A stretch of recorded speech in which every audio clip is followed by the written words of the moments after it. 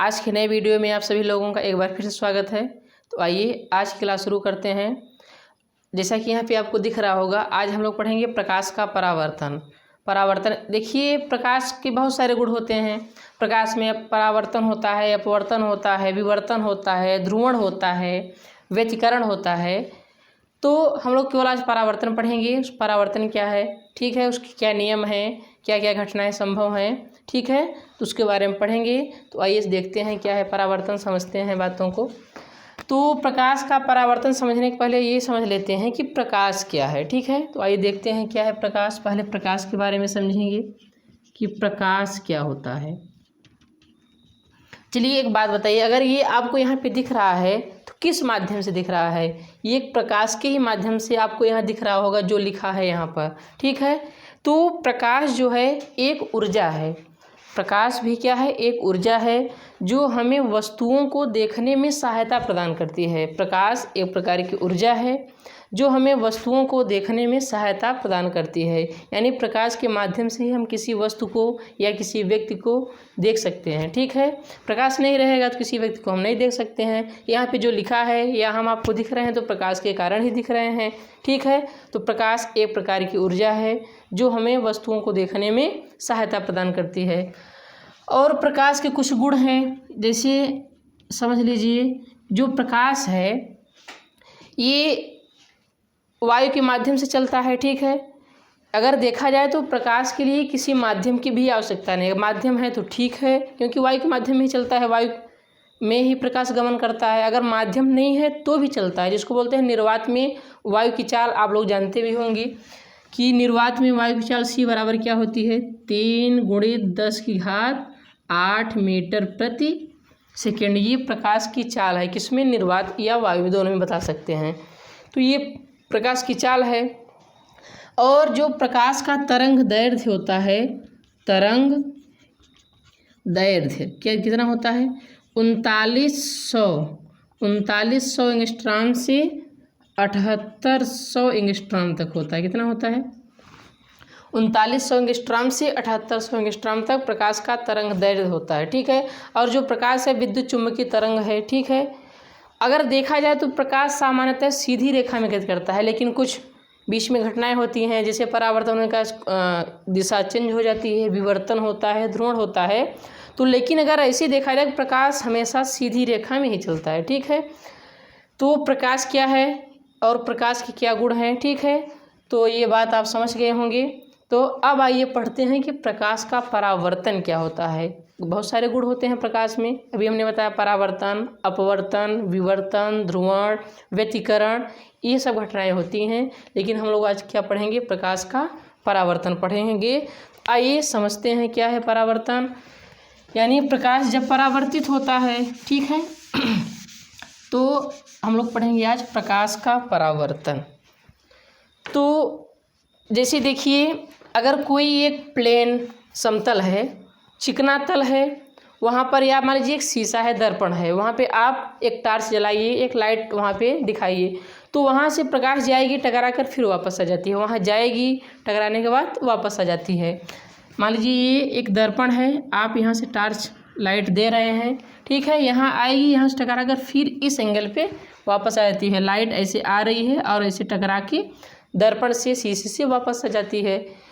जो प्रकाश का परावर्तन संभवतः जितने भी पृष्ठ होते हैं सभी पृष्ठों पे होता है, ठीक है।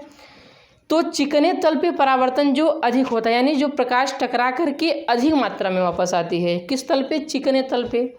अगर यहीं खुरदरे तल की बात करें तो वहाँ से परावर्तन तो हर पृष्ठ पे होता है, कैसा भी पृष्ठ हो, लेकिन खुरदरे तल पे कम होता है, ठीक है। वहाँ पे प्रकाश बिखर जाता है, लेकिन चिकने तल पे जितना टकराता है वो वापस आ जाता है, ठीक है। जैसे आप एक कमरा, अंधेरा कमरा है, उसमें एक लाइट आप जलाते हैं, टार्च जलाते हैं, तो एक दीवार पे आप लाइट मारते हैं, लेकिन प्रकाश पूरे कमरे में हो जाता है, क्योंकि प्रकाश बिखर जाता है, रिफ्लेक्ट हो जाता है, परावर्तन के कारण ही संभव है, ठीक है। लेकिन एक जब शीशे में जलाते हैं तो अधिक मात्रा में वापस प्रकाश आता है, ठीक है। तो चिकना होने के कारण अधिक परावर्तन होता है, खुरदुरे में कम होता है, लेकिन परावर्तन हर पृष्ठ पे होता है, कैसा भी पृष्ठ हो, ठीक है। तो आइए आगे समझते हैं प्रकाश का परावर्तन क्या है। तो यहाँ पे हम चित्र बना रहे हैं, उसके माध्यम से आपको समझाएंगे, एक एक परिभाषा, एक एक पॉइंट समझाएंगे यहाँ पे, ठीक है। तो एक क्या है, ये परावर्तक तल, यहाँ पे ये पीछे पालिशदार है, मान के चलिए ये दर्पण है, ठीक है। पीछे साइड पालिश किया रहता है, ये प्लेन है इस साइड से ऊपर, ठीक है।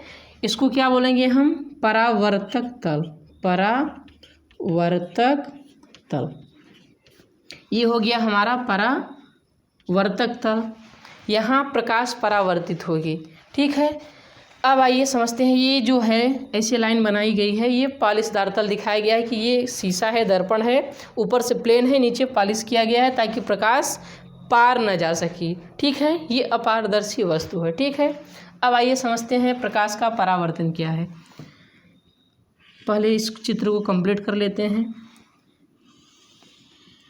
तो इस चित्र के माध्यम से ही अगर आप चाहेंगे तो प्रकाश का परावर्तन अच्छे से समझ सकते हैं और परिभाषा भी बता लेंगे। तो ये प्रकाश किरण है, रेखा है, आ रही है, तो इसको क्या बोलते हैं हम लोग, आपतित किरण, क्योंकि ये आ रही है तो आपतित किरण, प्रकाश लाइट ये आ रही है जिसको आपतित किरण। ये परावर्तन के बाद वापस जा रही है, जिसको क्या बोलेंगे, परावर्तन के बाद जा रही है तो परावर्तित किरण, ठीक है। आपतित किरण, ये परावर्तित किरण, और इसको क्या बोलते हैं, अभिलंब, अभिलंब, ठीक है। और यहाँ पे जो एंगल बन रहा है, कोण बन रहा है, इसको क्या बोलेंगे, आई। बोलते क्या है इसको, आपतन कोण, आपतन कोण। ये क्या है, परावर्तन के साथ, परावर्तित किरण के साथ जो कोण बन रहा है, परावर्तित किरण। तो इसको आर से प्रदर्शित करते हैं, डिनोट करते हैं, इसको क्या बोलते हैं, परावर्तन कोण, परावर्तन कोण, ठीक है। ये है आपतित किरण, ये परावर्तित किरण, ये अभिलंब, ये आपतन कोण, ये परावर्तन कोण, और ये परावर्तक तल है जहाँ प्रकाश टकराएगी और वापस लौट के चली जाएगी, ठीक है। और जहाँ पे ये तीनों मिल रहे हैं, इसको क्या बोलते हैं, आपतन, ठीक है, आपतन बिंदु, क्या बोलते हैं, इसको बोलते हैं आपतन बिंदु, ठीक है। आपतित किरण, परावर्तित किरण, अभिलंब, आपतन कोण, परावर्तन कोण, ठीक है। और ये परावर्तक तल और ये आपतन बिंदु। अब आइए समझते हैं कि प्रकाश का परावर्तन क्या है। आपको चित्र बना दिया गया, दिखा दिया गया है, और अब इसी के माध्यम से अच्छे से समझिए। तो प्रकाश का परावर्तन क्या होता है, पहले इसको सुनिए और समझिए। जब कोई प्रकाश किरण, ठीक है, जब कोई प्रकाश किरण किसी परावर्तक तल से, ये प्रकाश किरण है, जब कोई प्रकाश किरण किसी चिकना तल या परावर्तक, आप दोनों बोल सकते हैं, जब कोई प्रकाश किरण किसी चिकने तल से टकराकर पुनः उसी माध्यम में, ठीक है, मान लीजिए यहाँ पे वायु माध्यम या कोई दूसरा भी माध्यम है, तो इसी माध्यम से आया फिर से वहीं चला गया, माध्यम तो वही है। तो जब कोई प्रकाश किरण किसी परावर्तक या चिकने तल से टकराकर पुनः उसी माध्यम में वापस लौट जाता है, ठीक है। जब कोई प्रकाश किरण किसी परावर्तक तल या चिकने तल से टकराकर पुनः उसी माध्यम में वापस लौट जाता है, तो प्रकाश की इस घटना को क्या बोलते हैं, प्रकाश का परावर्तन। टकरा कर वापस गई है, परावर्तित हो गई, उसको क्या बोलेंगे, प्रकाश का परावर्तन हुआ है, ठीक है। और अभी हमने बताया प्रकाश का परावर्तन चिकने तल पे सबसे अधिक होता है और खुरदरे तल पे कुछ कम होता है, यानी सभी पृष्ठों पे परावर्तन होता है। अब ये डिपेंड करता है कि उस पृष्ठ की क्वालिटी क्या है, ठीक है। अब परावर्तन के प्रकार, ठीक है, परावर्तन के प्रकार समझिए। परावर्तन मुख्यतः दो प्रकार का होता है, एक होता है नियमित परावर्तन और एक होता है अनियमित परावर्तन। अब नियमित परावर्तन क्या होता है, प्रकाश किरण वापस लौटते समय, यानी परावर्तित होने के बाद वापस लौटते समय यदि वह परावर्तन के नियम का पालन करती है तो वह क्या कहलाती है, नियमित परावर्तन। अब ये परावर्तन का नियम क्या है, परावर्तन का सिद्धांत है, नियम क्या है कि प्रकाश टकराने के बाद जितनी हो सके अधिक से अधिक मात्रा में परावर्तित हो, अधिक से अधिक मात्रा में वापस आए। जितना जा रही है प्रयास ये रहता है कि अधिक से अधिक मात्रा में अगर वापस आती है तो उसको क्या बोलते हैं, नियमित परावर्तन। अब अनियमित परावर्तन क्या हो, यदि प्रकाश किरण लौटते समय, परावर्तित होते समय परावर्तन के नियम का पालन नहीं करती है तो उसको क्या बोलते हैं, अनियमित। एक हो जाएगा नियमित परावर्तन, दूसरा अनियमित परावर्तन। तो अनियमित क्या है कि यदि वह परावर्तन के नियम का पालन नहीं करेगी तो अनियमित है। अब परावर्तन का नियम क्या है, अभी हमने बताया कि अगर अधिक से अधिक प्रकाश परावर्तित हो रहा है, वापस लौट रहा है तो नियम का पालन कर रहा है। और अधिक से अधिक कहाँ संभव है, चिकने तल पर ही संभव है। खुरदरे तल पे अधिक से अधिक परावर्तन नहीं होगा, क्योंकि वहाँ पे प्रकाश बिखर जाता है और कुछ पृष्ठ भी अवशोषित कर लेता है, कुछ बिखर जाता है, तो अधिक मात्रा में परावर्तित नहीं होता, तो वहाँ पे अनियमित परावर्तन है। ठीक है, तो ये बात समझ में आ गई होगी। प्रकाश का परावर्तन क्या है, उसके प्रकार क्या हैं। अब आइए यहाँ पे कुछ पॉइंट्स लिखे हुए हैं कि आपतित किरण, आपतन बिंदु, परावर्तित किरण, ये सब क्या हैं, इसको समझते हैं परिभाषा के माध्यम से। तो आपतित किरण देखिए, परावर्तक पृष्ठ की तरफ या चिकने तल की तरफ जो प्रकाश किरण आती है, ये परावर्तक तल है तो या चिकना तल है, तो परावर्तक तल की ओर या उसकी तरफ जो प्रकाश किरण आती है उसको क्या बोलते हैं, आपतित किरण। ठीक है, चिकने तल से या परावर्तक तल से टकराने के बाद जो किरण वापस लौटती है उसको क्या बोलते हैं, परावर्तित किरण। ठीक है, अब अभिलंब किसे कहते हैं, ये है अभिलंब। अभिलंब किसे कहते हैं, इस बात को समझिए। आपतन बिंदु, ये है आपतन बिंदु, मान के चलिए हमारा हाथ एक परावर्तक तल है, चिकना तल है। आपतन बिंदु किसे बोलते हैं पहले समझिए। आपतन बिंदु क्या है, आपतित किरण परावर्तक तल के जिस पॉइंट से, जिस पृष्ठ से, जिस बिंदु से टकराती है, परावर्तक तल के जिस बिंदु से टकराती है उसको क्या बोलते हैं, आपतन बिंदु बोलते हैं। आपतन बिंदु यानी आपतित किरण परावर्तक तल के जिस बिंदु से टकराती है, जहाँ पर उसका टक्कर होता है उसको क्या बोलते हैं, आपतन बिंदु बोलते हैं। अब आइए समझते हैं अभिलंब क्या है। आपतन बिंदु के लंबवत, आपतन बिंदु से परावर्तक तल के लंबवत, आपतन बिंदु से परावर्तक तल के लंबवत यानी 90 अंश जो हो। ठीक है, आपतन बिंदु से परावर्तक तल के लंबवत जो रेखा होती है, जो किरण, उसको क्या बोलते हैं, अभिलंब बोलते हैं। जैसे मान लीजिए हमारा हाथ है, ठीक है, ये एक चिकना तल है, ठीक है, मान के चलते हैं, और आप यहाँ पे प्रकाश किरण टकरा रही है, तो आपतन बिंदु के लंबवत यानी इस पृष्ठ से और ये 90 अंश का कोण, 90 डिग्री का कोण होना चाहिए। ठीक है, तो ये आप अभिलंब है। ठीक है, इसको अभिलंब बोलते हैं। अब आइए परावर्तक तल आप समझ गए हैं, आपतन बिंदु क्लियर हुआ, आपतित किरण, आपतन कोण, परावर्तन कोण समझते हैं। ठीक है, तो अभिलंब ये है, अभिलंब तथा आपतित किरण, ये है अभिलंब, ये है आपतित किरण।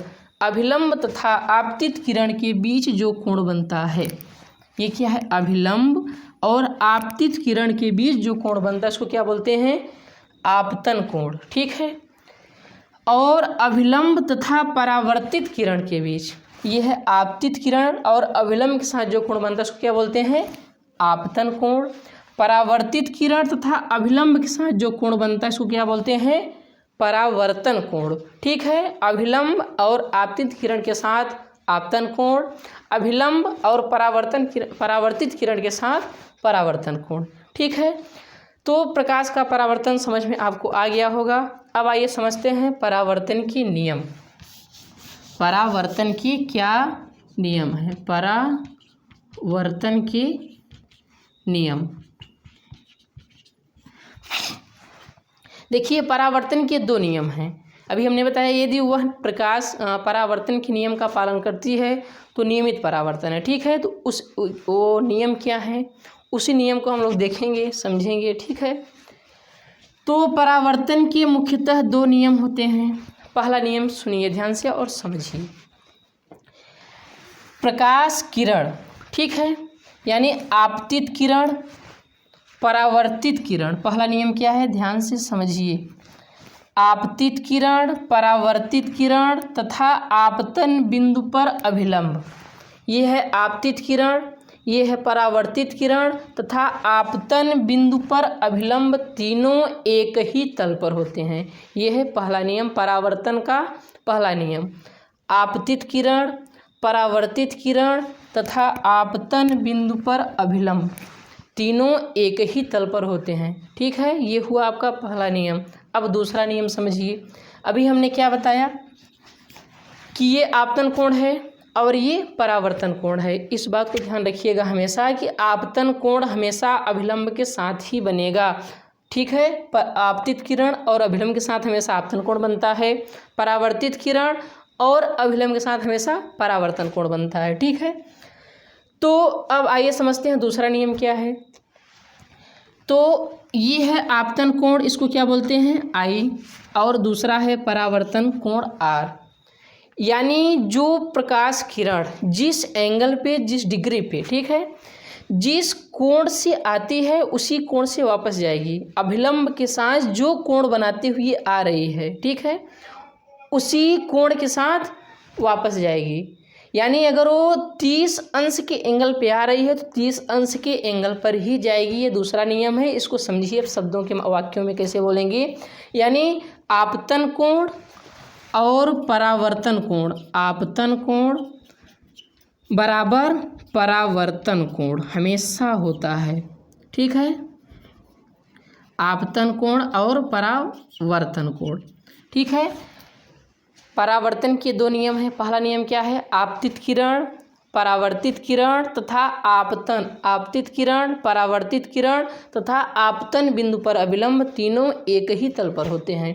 दूसरा नियम क्या है, आपतन कोण तथा परावर्तन कोण हमेशा बराबर होते हैं। जिस डिग्री से प्रकाश आ रहा है उसी डिग्री से वापस भी जाएगा। यदि वह 60 अंश के कोण बनाते हुए आ रहा है तो 60 अंश से ही वापस जाएगा। दूसरा नियम क्या है कि आपतन कोण हमेशा परावर्तन कोण के बराबर होता है। तो दोनों नियम भी आपको समझ में आ गए होंगे। इस बात को थोड़ा सा कि पहला नियम क्या है, आपतित किरण, परावर्तित किरण तथा आपतन बिंदु पर अभिलंब, तीनों एक ही तल पर होते हैं। इस बात को थोड़ा सा डिटेल में समझ लीजिए, आपको समझाते हैं एक उदाहरण के माध्यम से। ठीक है, तो हमारे पास ये 3 पेन हैं। ठीक है, इस पेन के माध्यम से हम आपको समझा रहे हैं, ठीक है, कि पहला नियम क्या है। ये हमारे पास है 3 पेन। ठीक है, ध्यान से समझिएगा, और क्योंकि ज़्यादातर कन्फ्यूजन ये होता है, कुछ लोग समझते हैं इस बिंदु की बात कर रहे हैं कि ये तीनों एक ही बिंदु पे होते हैं। ऐसी कोई बात नहीं है, एक ही तल पे होते हैं, ये बताया गया। इस बात को समझिए। ये आपको 3 अलग अलग पेन दिख रही हैं। ये हो गया आपतित किरण, ये परावर्तित किरण, इसको हम रेड वाले को बीच में रखते हैं, अभिलंब बनाते हैं इसको। ठीक है, ध्यान से देखिए और समझिए।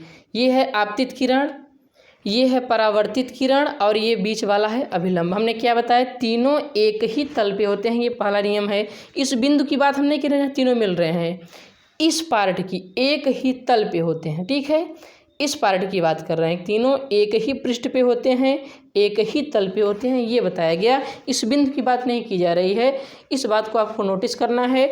इस पे क्वेश्चन बनता है। ठीक है, और कंपटीशन के एग्जाम में भी ऐसे क्वेश्चन आते हैं। ज़्यादातर लोग गलती कर जाते हैं और इस पॉइंट को बताते हैं, तीनों एक ही तल पे होते हैं। तो ठीक है, आज की वीडियो के लिए बस इतना ही। उम्मीद करता हूँ कि वीडियो आपको पसंद आया होगा। यदि हमारा वीडियो आपको पसंद आया हो तो वीडियो को लाइक करें, शेयर करें एवं चैनल को सब्सक्राइब करना न भूलें। धन्यवाद।